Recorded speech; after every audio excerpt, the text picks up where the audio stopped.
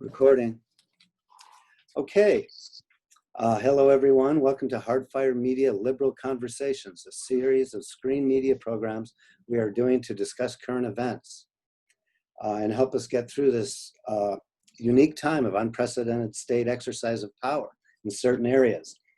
The idea for this series comes from classical liberalism, which is based on free speech, freedom of religion, and equal rights under law.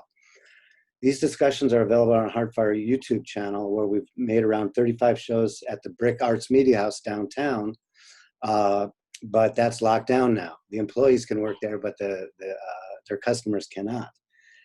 My name is Cameron Weber. I'm an economist and historian of the producer of Hardfire Media.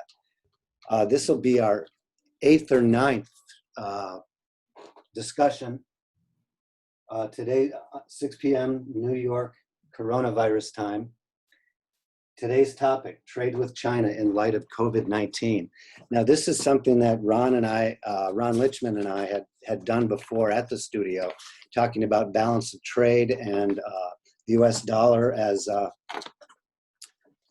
with the exorbitant privilege being the international reserve currency. So Ron and I, about a year ago, did a couple of shows on China. I said that free trade is better than managed trade, even with China, because the mass of people gain through trade, whereas only special interests gain through protectionism. And that aligned economic interests means that it's less likely that a trade war would lead to a real war. Ron, on the other hand, called China an adversary and a totalitarian one-party state, and that the trade deficit funds China's offensive machinations. Offensive goals.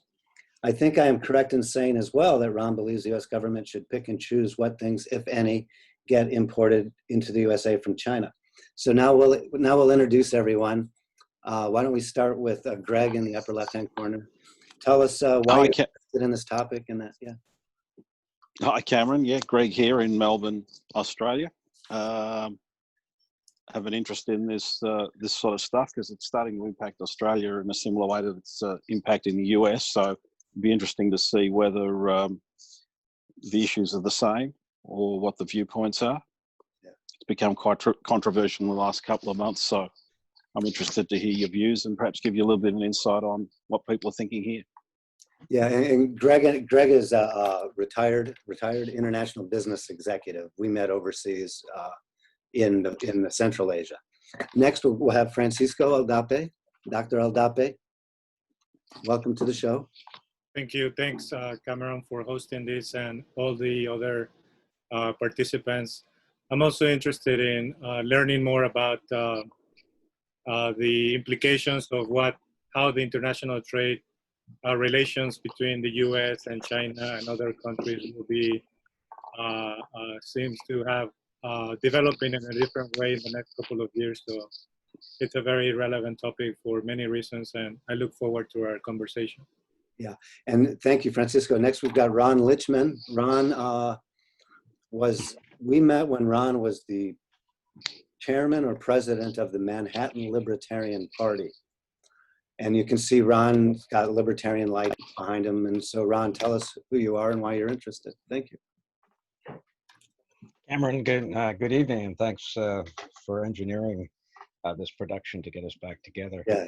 I was chair of the Manhattan Libertarian Party for a couple of years. A couple of years ago, I'm a recovered litigator and a registered investment advisor, and I blog occasionally from time to time under the Libertarian Light blog headline.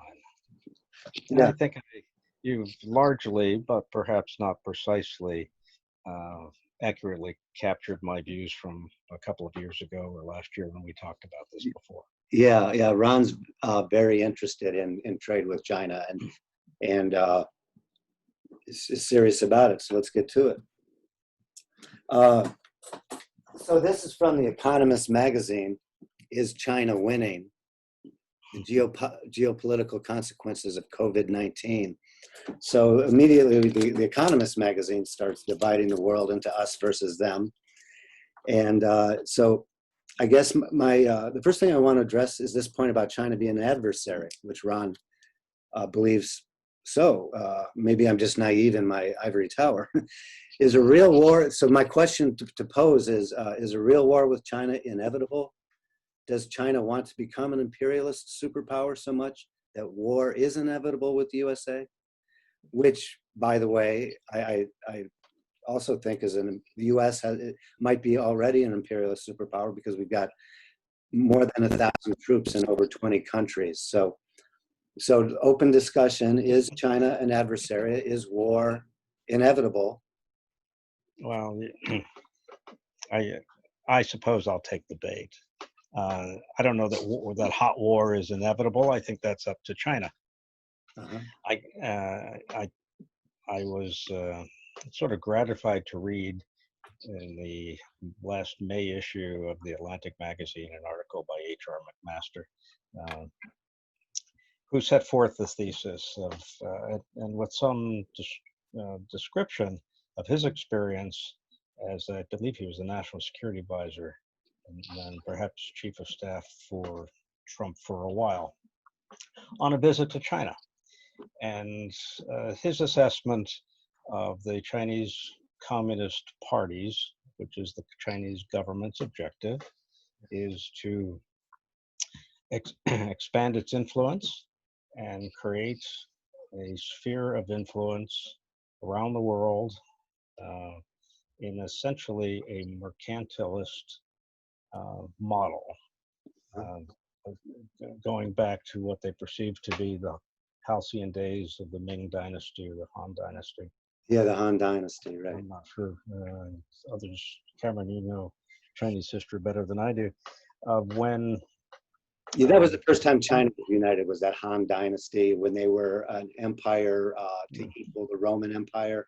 And so one of our discussion points in the show is this like fallacy of the golden age? Is this what China wants to become again? According to McMaster, who had a closer view of it than, of course, I did, because he went with Trump and was one of the subjects and targets of the Chinese tutorial, right, by Xi and others, of what the Chinese objective is. And what he writes is that their objective is to create a sphere of influence of vassal states, tributaries of China, and he commented succinctly that the Chinese view of the United States is the usefulness or utility of the United States from their point of view is to supply them with raw materials so they can leap ahead in technology and economic power, and reclaim the glory of their glorious past. Now, look, I can be as much a free trader as anyone, but it seems to me that free trade works when everybody who trades is a free trader. Otherwise, we're sort of a unilateral disarmament mode. We want free trade. They don't want free trade.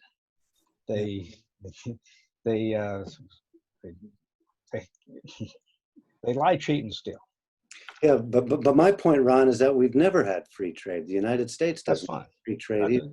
Agreed. I agreed. So the standard or the straw man is not libertarian free trade, but it's manage this or manage that. So therefore we've gotten past the argument that managed trade is bad. We all agree managed trade is, well, if not bad, at least necessary or inevitable. So The question then is, should we manage our trade with China more? And if so, how? Well, if China refuses to adhere to and obey rules of free trade, World Trade Organization, rules of the road, if they refuse to honor intellectual property, if they insist upon coercing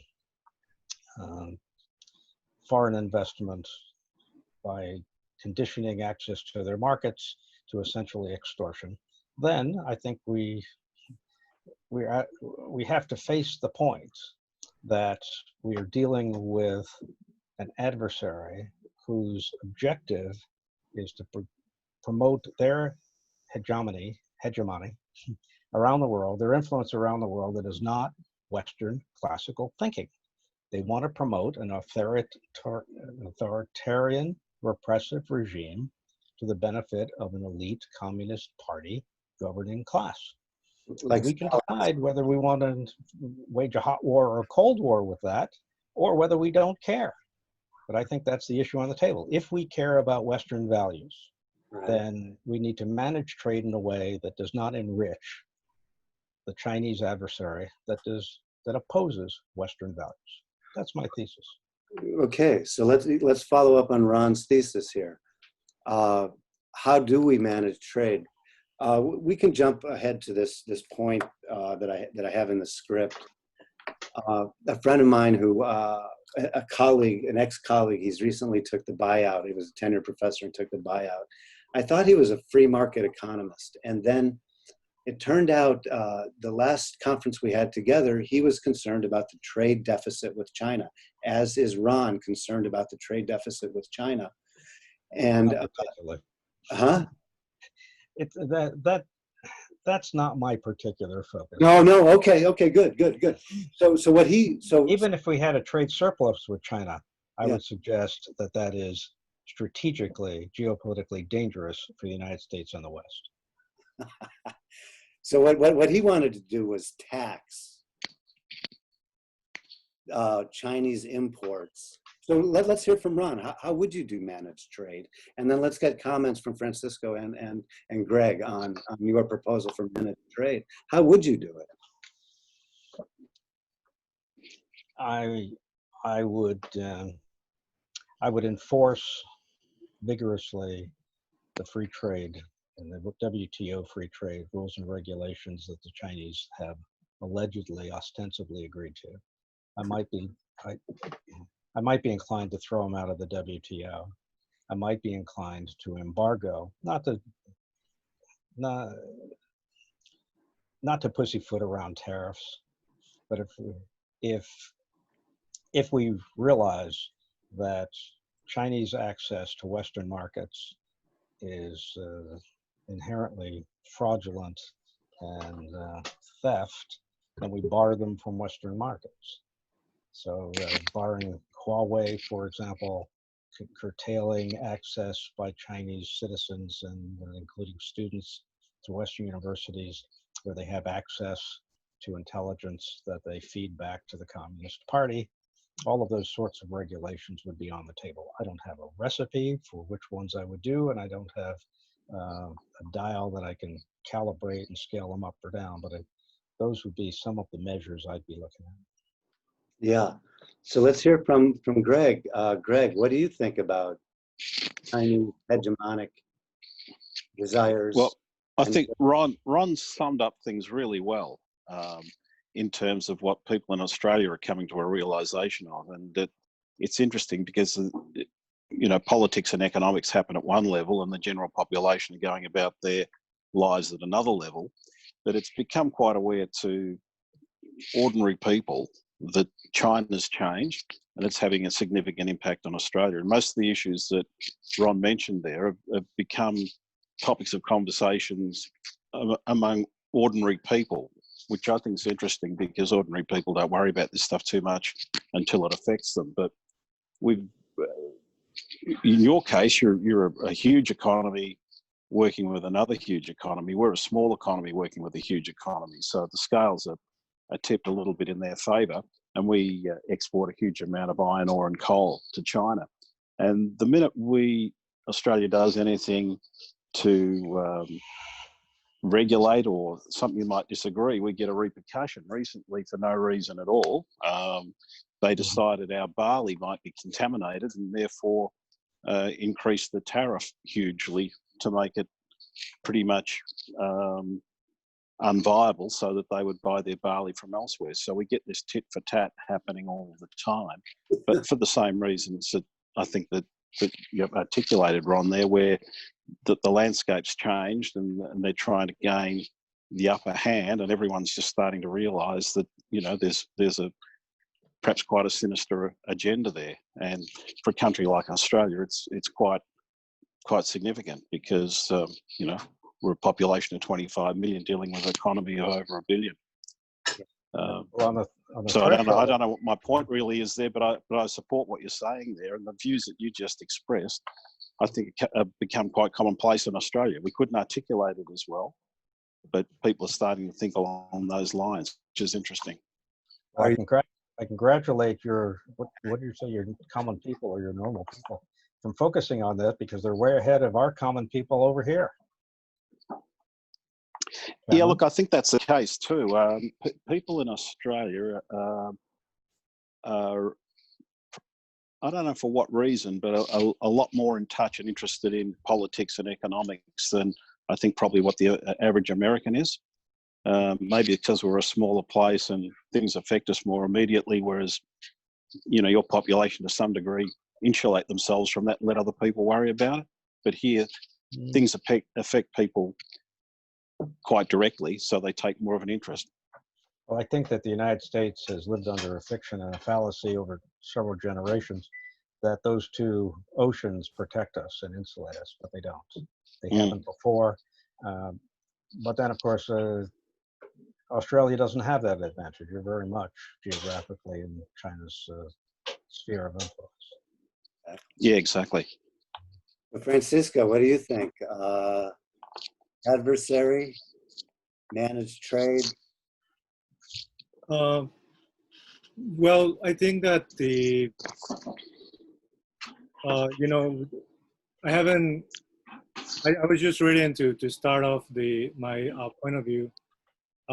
There is this very interesting review of books by Adam Tooze in the latest London Review of Books. So, you know, these issues that Ron and Greg are talking, like, they become, obviously, you know, many books, many authors are trying to disentangle, to understand some of the, you know, main implications here. And one of the things, you know, that I think that Tooze raises that is very interesting and important to pay attention to is the fact that, so for instance, you know, when China pretty much, I think the US was the main promoter for China to join the WTO at the beginning of this millennium. So there was, there apparently there were some miscalculations done, right, by the American political establishment back then. But the thing here that, you know, Tooze, for instance, mentioned is that you have William Barr, Trump's Attorney General, recently saying that, you know, American businesses, they are doing their, you know, they offshore all of their abilities, or to, you know, the manufacturing. Most of the manufacturing is done in China. So they somehow have forgotten about the, you know, many key areas in the US. So essentially, you know, one of the points that Tooze is making is that how come the US elite seems to have put all their eggs, you know, driven by this profitability to make profits, you know, overseas, when they forgot about the regular worker in the US, right? So this goes also, I think, to what Greg and Ron were alluding to, that, you know, for the regular individual, you know, I mean, all these issues seem to be a little bit over the top, but now, you know, we are living through the backlash, right? Because we have all these like imbalances, and you know, the many of the complaints from the population is that, you know, well, so you're pitting, like you, Cameron, you're saying, one against the other, right? I mean, that's the Yeah, game of the political strategy. So, yeah, the reason that, you know, Francisco, the reason that in 1999, the WTO accession, because that was part of our foreign policy after the fall of the Soviet Union to try to get China within a Western sphere. right. Yeah. Since I think there was 1999, so apparently that has been, the whole Asia is something that also makes the point. Since Vietnam, the US has not been able to conquer Asia. And it doesn't seem likely to do it for the next couple of years. So the question that he toss us around is like, whose century will be this 21st century, right? Why can't it be a shared Cold War like with the Soviets? Well, because think Well, about it this way: in order to have a Cold War, you have to have a population that is able to feed itself, right? Right. So back to Ron's point about managed trade, and Francisco, your point about American workers. What would you do for managed trade if you were Treasury Secretary or I haven't thought that out. in terms of protecting U.S. workers, which was your well, Well, there are I'll many. take some more bait when if you'd like, but go ahead. No, go ahead, you, Ron. Well, I don't want to confuse two different things. I do believe that previous administrations committed a profound blunder in assuming that permitting China into the World Trade Organization would liberalize China. And it was a bit of a gamble. There was never much of a secret that the Chinese thought they had a different kind of system, that they could encourage people or lure people just to get rich, give them some economic freedom and no political freedom. We thought that would never happen. We thought that, well, political freedom always follows economic freedom, and when the Chinese become more prosperous, they will overthrow their government or the government will reform. I think all of those assumptions were wrong. Well, they proved to be wrong. But I think China's a special case. In general, elsewhere, I don't object so vigorously to managed free trade with allies and with Western and Asian classical liberal thinking societies.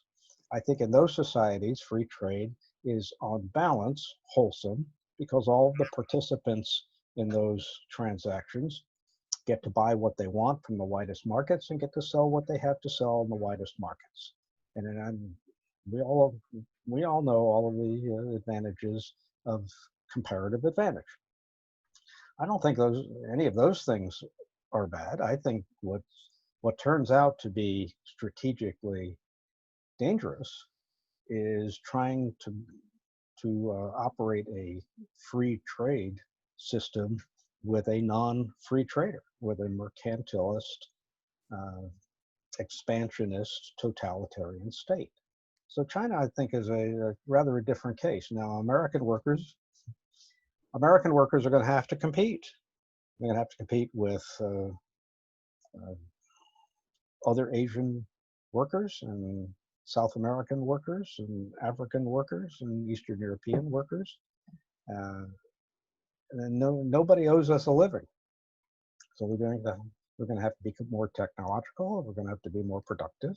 We're going to have to aggrandize and enhance our competitive advantage to survive in a free market economy. I think that's good for everybody, but we're going to have to compete. I think China's, however, is a special case, and I make that exception.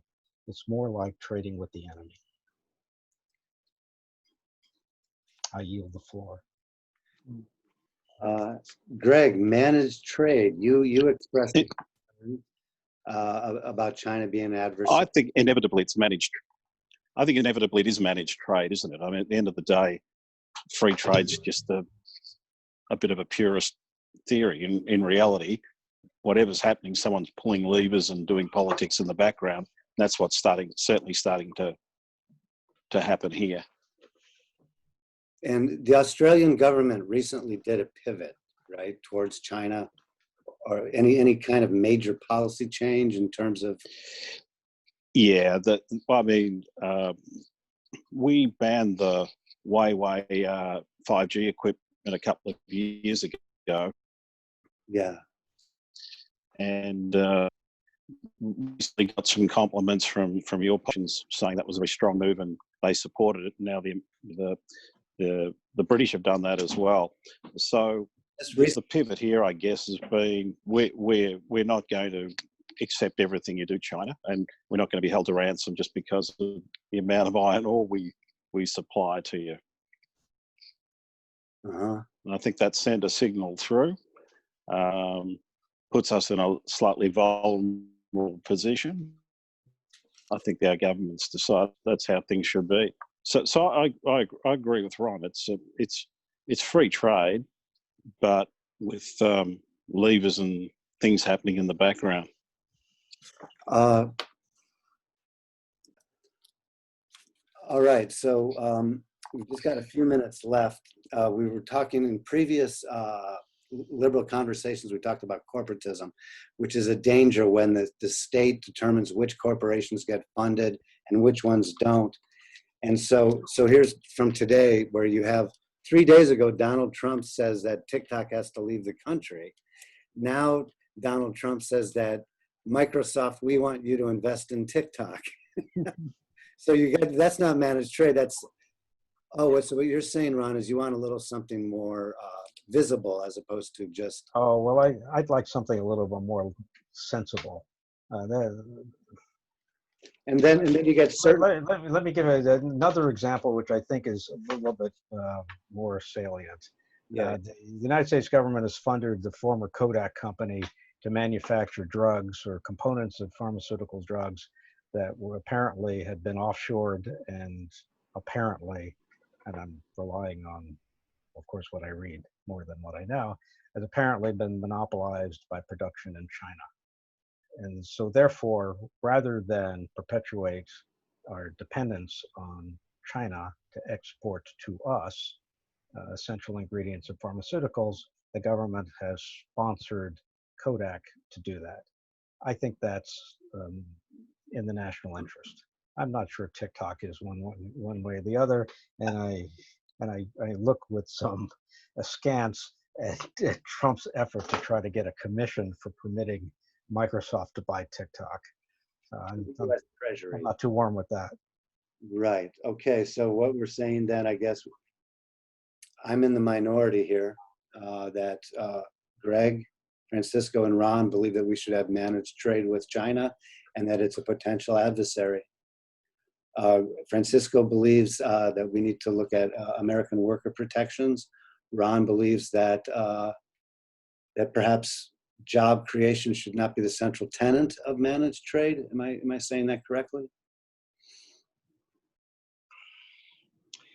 I think if we're going to manage trade, the level playing field ought to be the lodestone, but we have to realize that American workers have to be globally competitive, and they have to maintain their standard of living by becoming more productive. But that's what there has been the argument of competition to remain globally competitive has been, what was done in the 1990s, and we are like 30 years ahead, and we know that that's not like, there is no like a silver bullet that just as by having free trade and all these rules, you're gonna be able to force companies to, protect jobs here and to bring back. I mean, I'm not saying that it's gonna be easy to bring back all the manufacturing works to the U.S., but it's going back to like I said, there was this book by Matthew Klein and Michael Pettis called "Trade Wars Are Class Wars," right? I mean, clearly the situation right now between, the US and China is helping certain sectors of the US economy that are very well off because all the goods are very cheap, right? But you don't have all these protections that I'm, arguing for. So that, we instead of, just expecting that global competitiveness between countries, we have to focus on how different companies will have to be kind of like rail into the next couple of years.